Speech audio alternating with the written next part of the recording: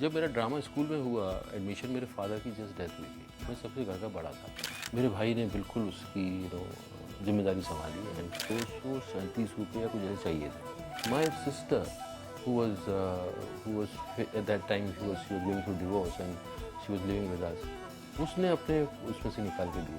कभी भूलूंगा नहीं कि उस वक्त अगर मेरे को वो नहीं होता तो मैं एनएसडी में जा नहीं पाता। न हम सफर न किसी हमनशी से निकलेगा, हमारे पाँव का कांटा हम ही से निकलेंगे।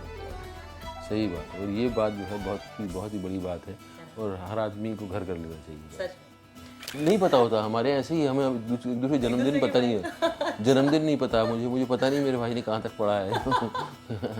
पुराने जमाने में ऐसा होता था। मेरी मदर को मेरा बर्थडे मतलब पूछते ही रह गए मैं किस वक्त पैदा हुआ था, उनको पता ही नहीं। I was a very shy guy. I had traumatic experiences in my childhood which made me so inconfident about my self. एहसास कमतरी में अपने जो है शिकार हो गया था। वो गया, ऐसा गया कि लौट कर आया ही नहीं। उसको अंग्रेजी में कैसे बोलेंगे? My life is Hindi, but my wife is English. सरकारी स्कूल में जाएगी तो कुछ नहीं सीख पाएगी। हमने भी सोचा हमारी बच्ची अंग्रेजी स्कूल में पढ़ लिख लेगी तो भाई हाई फाई हो जाएगी, तो हमने उसके स्कूल के एडमिशन के लिए सब कुछ किया। इंडिया की आबादी है 1 अरब 34 करोड़ लोग लगभग, और ज्यादातर लोग हिंदी बोलते हैं। लेकिन न जाने फिर भी क्यों लोग ये सोचते हैं, there is a general perception that a person's position in the society is directly proportionate to the proficiency in English language, which I think is a preposterous idea. ये कॉम्प्लेक्स आखिर हिंदुस्तानियों में क्यों है, ये बताएंगे इंटरनेशनली अक्लेम्ड एक्टर जो हिंदी, उर्दू और इंग्लिश तीनों में माहिर हैं, Irfan Khan. Hi, how are you? Do you think एक एलिटिज्म के साथ भी उसको जोड़ा जाता है इंग्लिश को? अगर आप अंग्रेजी का कोई वर्ड ठीक से प्रोनाउंस नहीं कर रहे हैं तो आपकी शख्सियत पे क्वेश्चन मार्क लग जाता है कि आप में कुछ गड़बड़ है। दुनिया में इस तरह का परसेप्शन भी बनाया गया है कि they are superior, west is superior than east.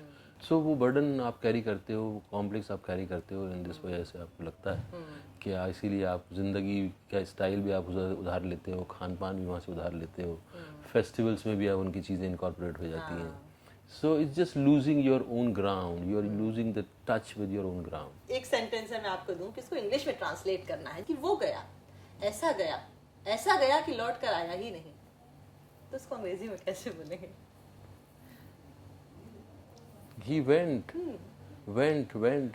and never came back. He went, ऐसन went कि went and came not. This is better actually. यार ये 5 स्टार होटल है कि स्कूल है? आजकल के स्कूल भी ना किसी 5 स्टार होटल से कम नहीं है। स्विमिंग पूल की स्पेलिंग आती है तुमको? यार जो बता दी तो नहाने देंगे। अच्छा चलो बताओ। हाँ? क्या है? स्विमिंग। हाँ। तो ऐसे तो आगे अपने पहले। आ गया आगे। तो आगे हिसाब लगा लो, उसमें क्या इतनी दिक्कत थोड़ी है, मुश्किल है क्या? इन्फर्नो जब मैंने देखी, जब मैंने जुरासिक वर्ल्ड देखी, आई वाज सो प्राउड कि ये अपने एक्टर है और इनका ग्राफ हमने देखा है, इनके अप्स एंड डाउन्स हमने देखे हैं और उनकी कहानी हम जानते हैं। थैंक यू कि आप रुके नहीं, थके नहीं और आप चलते गए। Whatever challenges I faced, it somehow shaped me better. Like I was a very shy guy, very shy, and I had traumatic experiences in my childhood. I very traumatic experiences, which made me so inconfident about myself and so shy and so shy I was from by nature. But मैं बहुत एहसास कमतरी में अपने जो है शिकार हो गया था। तो मैं बहुत, और वो एहसास कमतरी नहीं होता और अगर मैं शर्मीला नहीं होता तो शायद मैं एक्टर नहीं बनता। वही चीज़ें थी जिनकी वजह से मुझे मेरे अंदर किसी ने पुकार लगाई कि भाई जिस तरह जो तुम लोगों को लग रहे हो वो तुम हो नहीं, तुम क्या हो अंदर से वो दिखाना ज़रूरी हो गया। तो मैं स्पोर्ट्स में डवेल करने लगा। स्पोर्ट्स में आई वाज वेरी बहुत अच्छा, क्रिकेट भी खेलता था मैं, अच्छा था स्पोर्ट्स में। तो देन मेरी शख्सियत का दूसरा पहलू जो है लोगों के सामने आने लगा। इसी वजह से फिर मैंने एक ज़िंदगी में टाइम चूज़ किया कि मुझे ये क्राफ्ट सीखनी। आपकी वाइफ ने एक बार बताया था कि जब वो भी एनएसडी से ग्रेजुएट हैं, आप भी एनएसडी से ग्रेजुएट हैं, कि जब बाकी सब लोग कॉलेज टाइम में जैसे थोड़ा मजा मस्ती करते हैं, आप जो है तो किताबें पढ़ते रहते थे, थे, आप तब भी ये सोचते थे कि मैं अपनी क्राफ्ट को और बेहतर कैसे कर सकता हूँ? या तो वाकई एक इंसान ग्रेटनेस अचीव करना चाहता हो, या फिर जैसा आपने कहा कि एहसास कमतरी का शिकार हो और उसको लगता हो कि अगर मैं कुछ नहीं करूंगा अपने लिए तो मैं खत्म हो जाऊंगा, मेरी हेल्प करने वाला कोई नहीं है। जी बिल्कुल ऐसा ही था। और मैंने जब आप बहुत छोटे होते हैं और आप अपने पैरों पे खड़े होने की कोशिश करते हैं और आपको लगता है, आपको परसेप्शन होता है कि यार सामने वाला मेरा हाथ पकड़ ले तो मेरी ज़िंदगी बन जाएगी, तो आपने वो भी कोशिशें की। एंड देन समझ में आया कि यार ये ऐसा, ये गलत फहमी है आपको, सामने वाला हाथ पकड़ेगा उससे नहीं होगा। सही बात है। और ये बात मुझे बहुत पहले इसकी क्लैरिटी हो गई कि ऐसे नहीं होगा, आपको ही अपना जो है सहारा बनना पड़ेगा। आप ही अपने औजार हो, आप ही अपने हथियार हो। एक शेर है कि न हम सफर न किसी हमनशी से निकलेगा, हमारे पाँव का कांटा हम ही से हम ही से निकलेगा। निकलेगा। सही बात है। और ये बात जो है बहुत ही बड़ी बात है और हर आदमी को घर कर लेना चाहिए। सच में। और मुझे जो शुतपा जो मेरे बारे में बोल रही थी वो इसलिए भी क्योंकि मैं बॉर्न एक्टर नहीं हूँ। मैं कोई ऐसा आदमी नहीं हूँ जो कि बचपन से इसमें टैलेंट था। कुछ लोगों में होता है ना, जो मेरे बच्चे में है, वो ही अंडरस्टैंड बिहेवियर सो वेल। उसको ऑब्जर्वेशन का गॉड गिफ्ट है। अब हम तो जब एक्टर बनने लगे तो हमें तो बताया गया कि ऑब्जर्व किया जाता है, आप अपने को भी करो, लोगों को भी करो।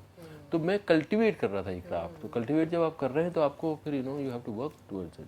तो इस वजह से जो है आपको लगे रहना पड़ता था। बिल्कुल। अब आपने इतनी अच्छी सिचुएशन बोली, अब आप एमए इन उर्दू हैं तो मुझे भी थोड़ी तैयारी करके आनी मैं नहीं हूँ, मैं एमए तक गया ही नहीं। मैं तो एमए मतलब एडमिशन मेरा हुआ था और मैं भागा आया। क्या बात कर रहे हैं? अच्छा, तो आपके भाई साहब ने बोला था कहीं? नहीं, वो उनको मतलब लगा होगा। मैं तो अंग्रेजी में मैंने लिया था एडमिशन। अच्छा, वो भाई के ऐप छुपा रहा था कि भाग गया। नहीं, कोई नहीं पता होता हमारे, ऐसे ही हमें एक दूसरे जन्मदिन पता नहीं है, जन्मदिन नहीं पता मुझे पता नहीं मेरे भाई ने कहाँ तक पढ़ा है। पुराने जमाने में ऐसा होता था। मेरी मदर को मेरा बर्थडे मतलब पूछते ही रह गए किस वक्त पैदा हुआ था, उनको पता ही नहीं। जब आप स्ट्रगल करने के मूड में थे कि नहीं मुझे यहाँ नहीं रहना है, मुझे वहाँ जाना है, आपके भाई ने घर की जिम्मेदारी अपने ऊपर ली। फिर उसके बाद जब आपकी शादी हुई, आपकी वाइफ भी एनएसडी ग्रेजुएट थी, आप भी एनएसडी ग्रेजुएट थे, लेकिन चूंकि 2 बच्चे हो गए थे तो घर की भी जिम्मेदारी उन्होंने ली। क्या ये बात सही है कि एक एक्टर अगर भाई, बेटा, शौहर होता है, दूसरे लोगों को सपोर्ट सिस्टम की तरह खड़े होना पड़ता है और शायद अपने लिए एक बैक सीट लेनी पड़ती है? ये जो एक टेंडेंसी होती है, लोगों को लगता है कि मैं इससे बहुत एग्री नहीं करता हूँ। जो आपके करीबी लोग होते हैं वो योगदान देते हैं ज़रूर आपके बढ़ने में और आपके ग्रो होने में। मैं उसका एक एग्जाम्पल देता हूँ आपको। जब मेरा ड्रामा स्कूल में हुआ एडमिशन, मेरे फादर की जस्ट डेथ हुई थी। मैं सबसे घर का बड़ा था। तो मेरे भाई ने बिल्कुल उसकी जिम्मेदारी संभाली एंड मैं हमेशा उसको थैंकफुल रहूँगा। लेकिन जो इमीडिएट जो एक ज़रूरत थी मेरी ड्रामा स्कूल में जाने के लिए, मुझे 237 रुपये या कुछ ऐसे चाहिए थे। वो मैं जुगाड़ नहीं कर पाता। मैंने अपने बेस्ट फ्रेंड से, जो सालों तक में हम लोग और मेरे कम दोस्त थे, उनसे मांगने गया। मैंने कहा यार इनसे मैंने कहा मैं लौटा दूंगा कैसे भी करके। एंड उसने जो बोला मैं कभी मैं भूलूंगा नहीं ज़िंदगी में। इस बात कभी नहीं भूलूंगा। यार परसों बोला होता है यार, मेरे पास थे खत्म यार। उनको लग रहा था मैं सब ऐसे वेस्ट कर रहा हूँ अपना टाइम ना। तो nobody wanted to invest. My sister, who was at that time she was going through divorce and she was living with us, उसने अपने उसमें से निकाल के दिए। सो दैट योगदान मैं कभी भूलूंगा नहीं कि उस वक्त अगर मेरे पास वो नहीं होता तो मैं एनएसडी में जा नहीं पाता। और एनएसडी में एडमिशन होना इतना टफ था उस वक्त। सारी दुनिया से लोग आ रहे हैं, मतलब हिंदुस्तान से तो आ ही रहे हैं, बाहर से आ रहे हैं लोग। उसमें से 15-16 लड़के चुने जाएंगे और उसमें से ही बाहर की सीट रिजर्व है। तो आपकी तो बहुत ही लिमिटेड हो जाती है सीट्स ना। तो उसमें जब मेरा एडमिशन हुआ और मैं एलिजिबल भी नहीं था, मैंने इतने नाटक भी नहीं किए थे, प्लेस नहीं किए थे, झूठ बोला था मैंने। And it was very very important for me. And वो ऐसी चीज़ें जो हैं आपको याद रहती हैं और वो योगदान आपको याद रहते हैं। जैसे मैं आज अगर अपने बच्चे के सर पे हाथ रखता हूँ, जाके मोहब्बत से उसे गले लगाता हूँ, तो मुझे नहीं पता वो कल को मुझे करेगा ही नहीं करेगा। मैं एक्सपेक्ट करने लगूंगा तो ये रिश्ता खराब है, फिर ये गड़बड़ा जाएगा। फिर ये मतलब जो है मैं कर रहा हूँ मैं चाहूँगा कि वो भी करे। So then the equation is आपका दिल कर रहा है, आप कर रहे हो, ये आपकी मर्जी है भाई। इज इट ट्रू इरफान कि आपने अपनी यूथ एंजॉय नहीं की? Yeah. ये भी एक लाइफ का एक फेज होता है जो आई थिंक एंजॉय नहीं किया, ये तो बहुत बड़ा मतलब स्टेटमेंट है, ऐसा नहीं है कि यूथ आप तो कुछ आप प्रोडक्टिव ही कर रहे या थे, बट लेकिन कुछ ना करने में भी जो मजा है और आवारागर्दी और बस हाँ दोस्तों के वो साथ वक्त बिताना। वो नहीं मेरे पास, मुझे मिला नहीं उतना टाइम ना कि मैं सिर्फ घूम रहा हूँ और एक्सप्लोर कर रहा हूँ। मुझे तो एक फील्ड दिखा और जो मेरे इंटरेस्ट का था और मैं घुस गया और मुझे लंबी मेरी तपस्या रही। बट इन्जॉय नहीं किया ऐसा नहीं है, अपने यूथ तो किया है। हाँ बस ये है कि तपस्या थोड़ी लंबी है। हमारे माँ और बाप अक्सर एक दूसरे से कंट्रास्ट में होते हैं, सबके पेरेंट्स का यही हाल है, एक सॉफ्ट होगा तो एक हार्ड होगा। आपकी फादर और मदर में से वो कौन शख्स है जो जिम्मेदार है आपके इस रिस्क टेकिंग एबिलिटी के लिए? Risk taking genetically it came from my father. घर के डिसिप्लिन में माई मदर, जो कि आपको जो है हमेशा लाइन पे लाने के चक्कर में है। वो डिसाइड कर रही हैं कि आप किस स्कूल में पढ़ेंगे, वो डिसाइड कर रही हैं कि आप जो है पढ़ते रहेंगे। My father was more of rebel and उन्होंने अपनी फैमिली से भी ज़मींदार फैमिली के इंसान थे। उन्होंने कुछ एक पैसा उन्होंने अपने ख़ानदान से नहीं लिया। इस प्रॉस्पेक्ट ने कभी उनको एंगेज नहीं किया कि मेरे बच्चे पढ़ लिख लेंगे और कहीं नौकरी कर लेंगे। अच्छा उनको लगता था कि यू लर्न सम क्राफ्ट अच्छा and that will pay you all your life, अच्छा whatever craft. And he never gave a lot of importance to कि कैसे परवरिश हो रही है। So I prefer him that he left us free. But my mother का control बहुत था। So आपके ऊपर, फैमिली के ऊपर। sir. आपके फादर ने अपने लास्ट के दिनों में शायद अपनी सेहत पर उतनी तवज्जो नहीं दी जितना उन्हें देना चाहिए था, और जो बाद में आपको हाँ नहीं, वो तो उनको बोला था डॉक्टर ने कि अगर तुम्हारा यही रहा तो you will it might be dangerous for you. And he chose to not to prolong his life. That was there were reasons and and that those reasons are discovered later when after 10 years after his death, and suddenly everything became clear to me that I discovered him after death. And he chose it, he chose it bravely, that was his choice.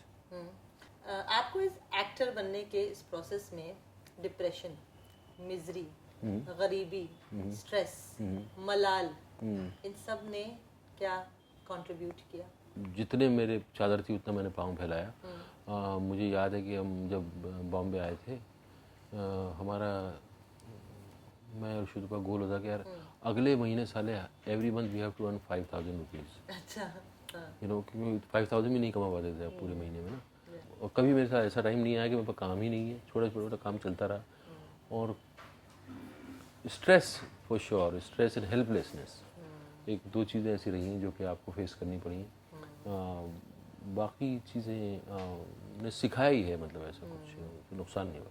Irfan, आपके career graph में अगर मैं पिछले 10 साल पढ़े मैंने, अच्छी frequency है, 2 to 3 films every year, 3 to 4 या 3 to 4 फिल्म्स एवरी ईयर। एक एक्टर इस पे निर्भर करता है कि वो कौन से प्रोजेक्ट्स ना करे, बजाय इसके कि वो कौन से प्रोजेक्ट्स करें। They are roles being written for you.